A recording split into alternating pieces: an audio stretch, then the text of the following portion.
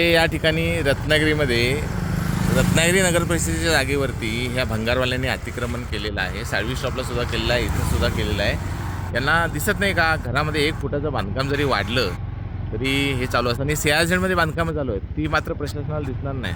हे बघा, हा CRZचा एरिया आहे आणि एक साधं 200 स्क्वेअर फूटचं बांधकाम करायला मी परमिशन मागायला गेलो एअरपोर्ट अथॉरिटीकडे. तर त्यांनी 2 महिने लावले आणि 1000 कागदपत्र देऊन मला 10,000 रुपये खर्च करायला लावला. यांना परमिशन कशी दिली जाते? एअरपोर्ट अथॉरिटीला हे दिसत नाही का? तर तुम्ही सर्वसामान्य माणसांनाच फक्त छळणार आहात की काय?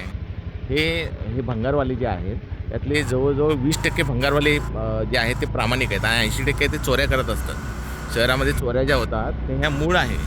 हे अशा पद्धतीचं इथं पूर्ण अतिक्रमण केलेलं आहे. हे तुम्हाला दिसत नाही का की तुमची ही वोट बँक म्हणून तुम्ही शांत राहता? हे CRZमध्ये बांधकाम चालू आहे, त्याच्याकडे तुमचं लक्ष जात नाही. याच्याकडे जर लक्ष जात नसेल तर सर्वसामान्य माणसांना तुम्ही का छळता?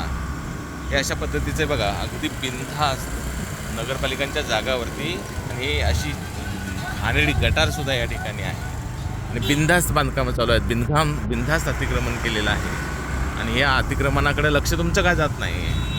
तुम्हाला फक्त कॉन्ट्रॅक्ट घ्यायचे, पैसे खायचे इतकंच का दिसतं? तुम्ही चांगलं पण काम करा ना, जनता तुमच्या पाठीशी उभी राहील. ही गुरं अशी रस्त्यामध्ये उभी असतात, रस्त्यामध्ये अगदी शेणाची घाण केलेली आहे या ठिकाणी. तर ह्याच्याकडे पण थोडंसं लक्ष द्या. का तुम्ही नुसता पगार घेता आणि शांत राहता? करा ना जरा काहीतरी काम. लाज वाटू दे जरा तुम्हाला आपल्या शिक्षणाची, आपल्या दर्जाची, आपल्या अधिकारपदाची.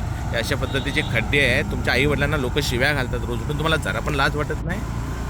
ज्या ज्या खड्ड्यामध्ये गाड्या जातात त्या अधिकाऱ्यांना, त्या कॉन्ट्रॅक्टरना लोक शिव्या घालतात आई बहिणीवरून.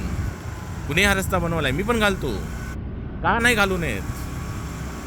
जर तुमच्याकडे 5 वर्षाची गॅरंटीमध्ये सुद्धा जर रस्ता टिकवण्याची ताकद नसेल तर तुम्ही का बांधताय रस्ते? आणि असले इंजिनियर आणि असले थर्ड क्लास CEO आणि CEO हे कशासाठी होतात?